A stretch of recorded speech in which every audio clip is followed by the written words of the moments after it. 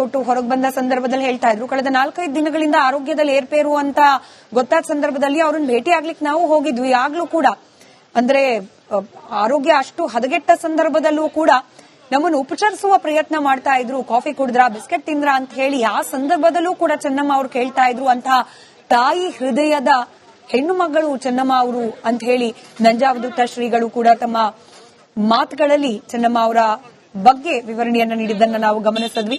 ಮತ್ತೊಂದು ಕಡೆ ನೇರ ಪ್ರಸಾರದ ದೃಶ್ಯ ಸ್ಕ್ರೀನ್ನ ಒಂದು ಭಾಗದಲ್ಲಿ, ಮತ್ತೊಂದು ಕಡೆಯಲ್ಲಿ ಮಣಿಪಾಲ್ ಆಸ್ಪತ್ರೆಯಿಂದ ಚೆನ್ನಮ್ಮ ಅವರ ಪಾರ್ಥಿವ ಶರೀರವನ್ನ ರವಾನೆ ಮಾಡುವ ಸಂದರ್ಭದ ದೃಶ್ಯವನ್ನ ಏಕಕಾಲದಲ್ಲಿ ಗಮನಿಸ್ತಾ ಇದ್ದೀರಿ. ದೇವೇಗೌಡರ ಪುತ್ರಿ ಅನಸೂಯ ಅವರ ನಿವಾಸ ಪದ್ಮನಾಭ ನಗರದಲ್ಲಿ ಇರತಕ್ಕಂಥದ್ದು. ಅಲ್ಲಿ ಅಂತಿಮ ದರ್ಶನಕ್ಕೆ ಸದ್ಯಕ್ಕೆ ವ್ಯವಸ್ಥೆಯನ್ನ ಮಾಡಲಾಗಿದೆ. ಇನ್ನು ರಾಜಕೀಯವಾಗಿ ಹೇಳೋದಾದ್ರೂ ಕೂಡ ಪಕ್ಷಾತೀತವಾಗಿ ಅನೇಕ ಪಕ್ಷಗಳ ಮುಖಂಡರು, ಗಣ್ಯರು, ನಾಯಕರು ಸಂತಾಪವನ್ನ ವ್ಯಕ್ತಪಡಿಸ್ತಾ ಇದ್ದಾರೆ. ಕೆಲವರು ನೇರವಾಗಿ ಆಸ್ಪತ್ರೆಗೆ ಮನೆಗೆ ಭೇಟಿ ನೀಡುವ ಮೂಲಕ, ಇನ್ನು ಕೆಲವರು ಸಾಮಾಜಿಕ ಜಾಲತಾಣದ ಮೂಲಕವೂ ಕೂಡ ದೇವೇಗೌಡರ ಕುಟುಂಬಸ್ಥರಿಗೆ ಧೈರ್ಯ ತುಂಬುವ, ಸಾಂತ್ವನ ಹೇಳುವ ಪ್ರಯತ್ನವನ್ನ ಮಾಡ್ತಾ ಇರೋದನ್ನ ನಾವು ಗಮನಿಸ್ತಾ ಇದ್ದೀವಿ. ಪ್ರಧಾನಿ ನರೇಂದ್ರ ಮೋದಿ ಅವರು ಸಾಮಾಜಿಕ ಜಾಲತಾಣ ಎಕ್ಸ್ ಖಾತೆಯ ಮೂಲಕ ಸಾಂತ್ವನವನ್ನ ಹೇಳೋ ಪ್ರಯತ್ನವನ್ನ ಮಾಡಿದ್ದಾರೆ. ದೇವೇಗೌಡರ ಕುಟುಂಬಕ್ಕೆ ಇಂಥ ದುಃಖದ ಸಂದರ್ಭದಲ್ಲಿ ನನ್ನ ಸಾಂತ್ವನಗಳು ಅಂತ ಹೇಳಿ ಸಾಮಾಜಿಕ ಜಾಲತಾಣದಲ್ಲಿ ಪೋಸ್ಟ್ ಮಾಡಿದ್ದಾರೆ ಪ್ರಧಾನಿ ನರೇಂದ್ರ ಮೋದಿ. ಸಿದ್ದರಾಮಯ್ಯನವರು ಕೂಡ ಎಕ್ಸ್ ಖಾತೆಯ ಮೂಲಕ ತಮ್ಮ ಸಂತಾಪವನ್ನ ಸೂಚಿಸಿದ್ದಾರೆ. ಹೀಗೆ ರಾಜಕೀಯ ಗಣ್ಯರು ಪಕ್ಷಾತೀತವಾಗಿ ತಮ್ಮ ಸಂತಾಪವನ್ನ ಸೂಚಿಸ್ತಾ ಇರೋದನ್ನ ನಾವು ಗಮನಿಸ್ತಾ ಇದ್ದೀವಿ.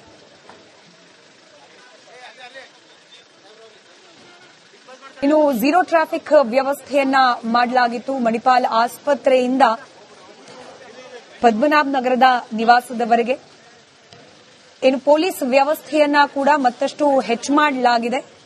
ಪದ್ಮನಾಭ ನಗರದ ನಿವಾಸದ ಸುತ್ತಮುತ್ತ ಅನೇಕ ಗಣ್ಯರು ಆಗಮಿಸುತ್ತಾರೆ. ಸಹಜವಾಗಿ ಯಾವುದೇ ರೀತಿಯ ಇರುಸುಮುರುಸು ಅಥವಾ ಸಂದಿಗ್ಧ ಪರಿಸ್ಥಿತಿ ಅಲ್ಲಿ ನಿರ್ಮಾಣ ಆಗಬಾರದು ಅನ್ನೋ ಕಾರಣಕ್ಕೆ ಇಂಥದ್ದೊಂದು ವ್ಯವಸ್ಥೆ. ಇನ್ನು ಆಸ್ಪತ್ರೆ ಆವರಣದ ದೃಶ್ಯಗಳನ್ನು ನಾವು ಗಮನಿಸ್ತಾ ಇದ್ದ ಸಂದರ್ಭದಲ್ಲಿ ದೇವೇಗೌಡರು, ಕುಮಾರಸ್ವಾಮಿ ರೇವಣ್ಣ ಅವರು, ಸೂರಜ್ ರೇವಣ್ಣ ಅವರು, ಭವಾನಿ ರೇವಣ್ಣ ಅವರು, ಹಾಗೆ ಅನಸೂಯ ಅವರು ಕುಟುಂಬದ ಬಹುತೇಕ ಸದಸ್ಯರು ಆ ಆಸ್ಪತ್ರೆಯಲ್ಲಿ ಇದ್ದದನ್ನ ಕೂಡ ನಾವು ಗಮನಿಸಿದ್ವಿ.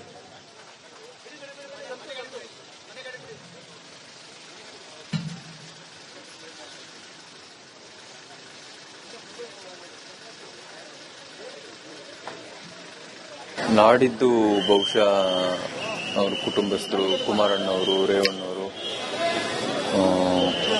ಡಾಕ್ಟರ್ ಮಂಜುನಾಥ್ ಅವರು ಇವರೆಲ್ಲ ಸೇರಿ ತೀರ್ಮಾನ ಮಾಡ್ತಾರೆ. ಬಹುಶಃ ಸೋಮವಾರ ಆಗ್ಬೋದು ಅಂತೇಳಿ ನಾವು ಅಂದ್ಕೊಂಡಿದ್ದೇವೆ.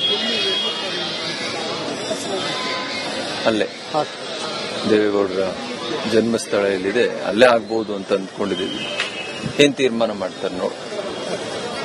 ಹೌದೌದು, ಸಮುದಾಯದ ಸಂಪ್ರದಾಯ ಏನಿದೆ ಅದರಂತೆಯೇ ಎಲ್ಲವೂ ನಡೆಯುತ್ತೆ. ದೇವೇಗೌಡರು ಅತ್ಯಂತ ಧಾರ್ಮಿಕ ವಿಧಿವಿಧಾನಗಳಿಗೆ ಯಾವತ್ತೂ ಪ್ರಾಮುಖ್ಯತೆ ಕೊಡುವಂತವ್ರು.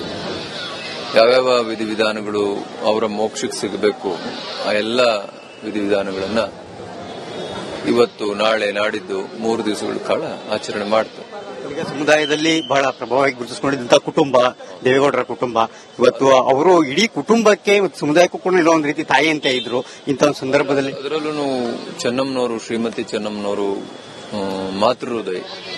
ಡಾಕ್ಟರ್ ಸಾಹೇಬ್ರು ಹೇಳ್ತಾ ಇದ್ರು, ಡಾಕ್ಟರ್ ಯತೀಶ್ ರವರು ಮಾತಾಡುವಾಗ ಹೇಳ್ತಾ ಇದ್ರು, ಅವರೇ ಸ್ವತಃ ಹಾಸ್ಪಿಟಲ್ ಅಲ್ಲಿ ಇದ್ರು ಕೂಡ ಬಿಸ್ಕೆಟ್ ತಗೊಳ್ಳಿ, ಹಣ್ಣು ತಗೊಳ್ಳಿ, ಹಾಗೆ ನಮ್ಗೆ ಕರೆದು ಕೊಡೋರು. ಅಂದ್ರೆ ಅಂತ ಒಂದು ದೊಡ್ಡ ತಾಯಿ ಹೃದಯ. ಅವ್ರಿಗೇನ್ ದೇವೇಗೌಡರು ಅಧಿಕಾರದಲ್ಲಿರಬೇಕು ಅಥವಾ ಇನ್ನೊಬ್ರು ಕುಮಾರಣ್ಣ ಅಧಿಕಾರದಲ್ಲಿರ್ಬೇಕು ಹಂಗೇನಿಲ್ಲ. ಅವ್ರ ಮನೆಗೆ ಯಾರೇ ಬಡವರು ಹೋದ್ರು ಕೂಡ, ಯಾರೇ ಅಧಿಕಾರದಲ್ಲಿದ್ರು ಅವ್ರಿಗೆ ಫೋನ್ ಮಾಡಿ, ಅಪ್ಪ ಇಂಥವ್ನು ಬಂದಿದ್ದಾನೆ, ಏನೋ ನಿಮ್ ಕೈಲಾದ ಸಹಾಯ ಮಾಡಿ ಅಂತ ಕೇಳೋರು. ತಾಯಿ ಹೃದಯ ಅದು. ನಾವು ಕಳ್ಕೊಂಡಿದ್ದು ಬಹುಶಃ ತುಂಬಲಾರದ ನಷ್ಟ ನಮ್ಮ ನಾಡಿಗೆ. ಅದನ್ನು ಭರಿಸುವಂತ